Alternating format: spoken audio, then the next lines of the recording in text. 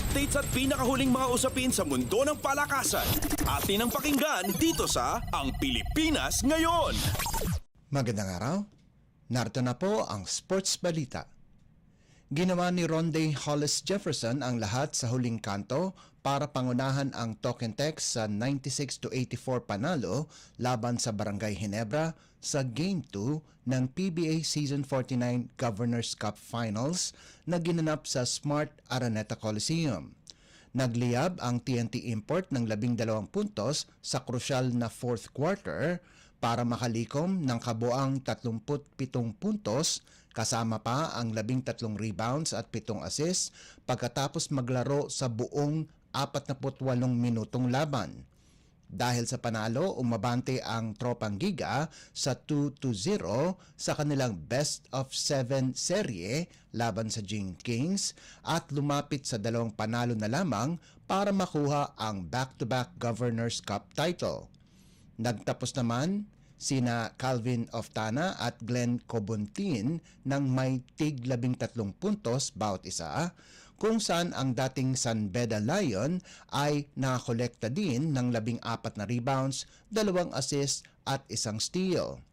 Samantala, naging malamya ang shooting ni Ginebra Import Justin Brownlee kung saan naipasok niya lamang ang 7 sa 17 pagtatangka mula sa field para magtapos ng may 19 na puntos, 9 na rebounds, 3 assists at 2 tapal, habang nagambag si Scotty Thompson ng 18 markers, 9 na boards, 4 na assists at 1 tapal. Updates at pinakahuling mga usapin sa mundo ng palakasan. Atin ang pakinggan dito sa Ang Pilipinas Ngayon. Nagbigay ng suporta ang Northport Batang Pier para sa mga biktima ni Severe Tropical Storm Christine sa pamamagitan ng outreach program. Nagpunta ang koponan ng PBA sa Barangay Santo Niño sa Binyan City, Laguna para tulungan ang 200 pamilya at 400 individual kung saan nag-abot sila ng pagkain, sako ng bigas, tsinelas, at iba pang relief goods sa isang bayan na labis nang naapektuhan ng bagyong Christine.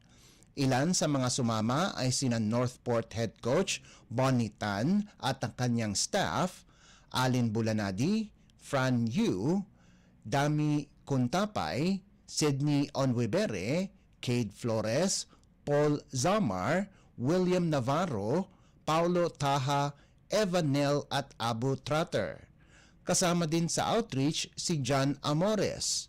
Ang dating player ng Jose Rizal University ay kasalukuyang nagpiyansa kasunod ng insidenteng pamamaril sa Lumban, Laguna at sinuspinde din ng PBA.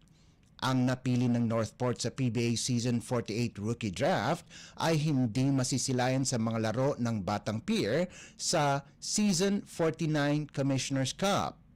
Ang kanyang sahod sa mga larong iyon ay kakaltasan sa kabuang kita niya mula sa kanyang kontrata sa koponan.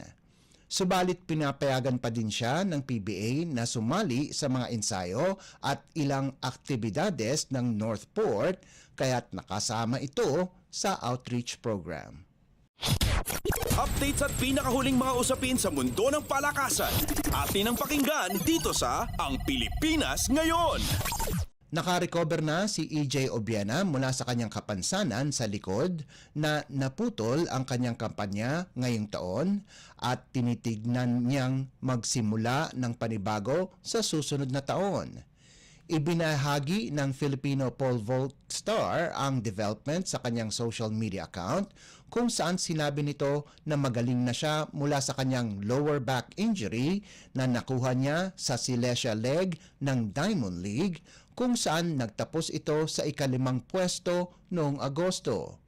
Sinabi ni Obiena na binigyan na siya ng clearance ng kanyang doktor para sumabak ulit sa aksyon. Sa kanyang Instagram post, pinasalamatan ni Obiena ang lahat ng sumuporta sa kanyang paglalakbay. Dagdag ni Obiena na hindi siya gaanong nagpaparamdam dahil nakatutok itong makabalik muli sa kondisyon para handa na ito pagdating ng Enero. Updates at pinakahuling mga usapin sa mundo ng palakasan. Atin ang pakinggan dito sa Ang Pilipinas Ngayon. At yan ang pinakahuling balita sa larangan ng palakasan. Para sa Radyo Pilipinas World Service, ito po si Leo Magpayo. Magandang araw. Updates at pinakahuling mga usapin sa mundo ng palakasan. Atin ang pakinggan dito sa Ang Pilipinas Ngayon.